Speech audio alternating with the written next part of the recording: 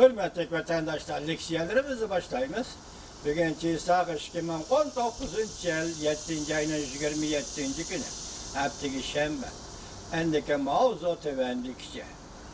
Tayvan Demokratiya Terakkiyat Partisi'nin katibi Lovinca. Tünce kıtım bir siyasi partiye azası süptüde Dalai Lama'nı ziyaret kıldı.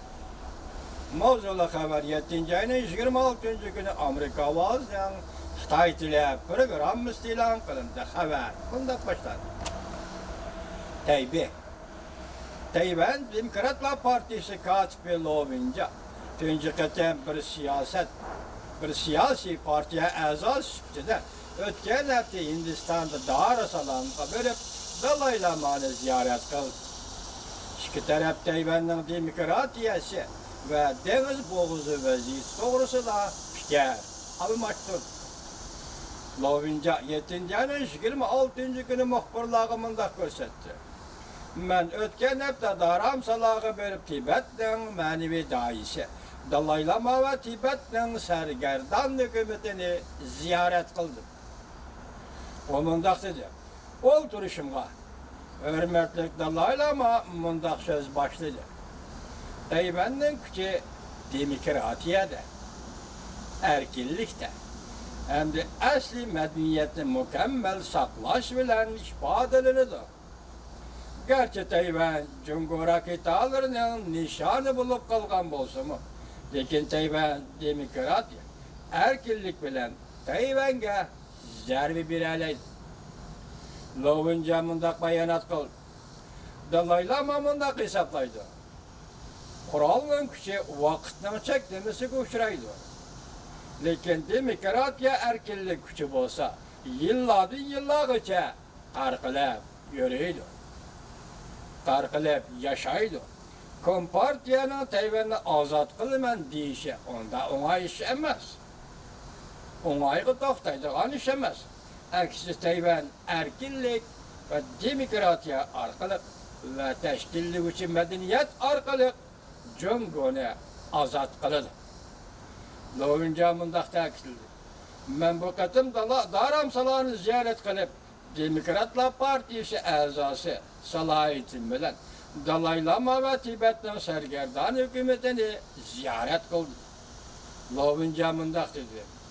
Gerçi hazır Tayvan bütünlüğü erkin bolsa mı?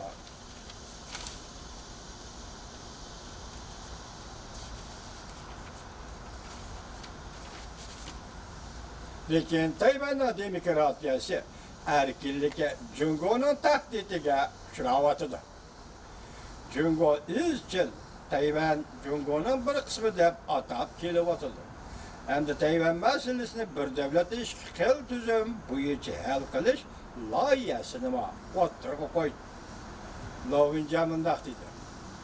Bir devlet iş xil tüzüm Şangang'da 22 yıl yol qo'yilgandan keyin bir qator xorish namoyishlari qo'zg'alib, Shangang xalqining bundaq o'rinlashtirishni qabul qilmaydiganligini oshkorlab berdi. Tayvan xalqi bir devlet iş xil tüzüm boyunca o'rinlashtirishni texama qabul qilmaydi. Ondan başqa ikki taraf Dalai Lama'nın varis qaldirishi boyunca suhbat elib bordi. Lovinca Dalai Lama'ga savol qo'yib, varis qoldirishni Tayvan'da becerishga bo'lamdi yo'q dedi. Dalai Lama javob berib bundoq dedi. Mümkün. Çünkü Tayvan'da hem nurg'ulg'an Budda dini rahipleri var. Lekin hazır bu meseleye aldırmayız. Muhbir, Dalai Lama yana bir qatim Tayvan'ı ziyaret qilish mümkün mü? Deb savol qo'ydi. Lovinca mundaq javob berdi. Dalai Lama Tayvan'ı yaxshi ko'raman deydi. Kechiringlar. Tayvan'ı ziyaret qilishda yana muhokama qilishga to'g'ri keladi. Dalai Lama burun Tayvan'ı 3 qatim ziyaret qilgan. Cumhur hükümeti Dalai Lama'nı bölgünçü deb özlüksiz tanqid qilib kelmekte. Hem şundaqla Tayvan'dan Demokratiya Terakkiyat Partisi'ni hem Tayvan müstakilligini teşebbüs kıldı deb tanqidlab kelmekte.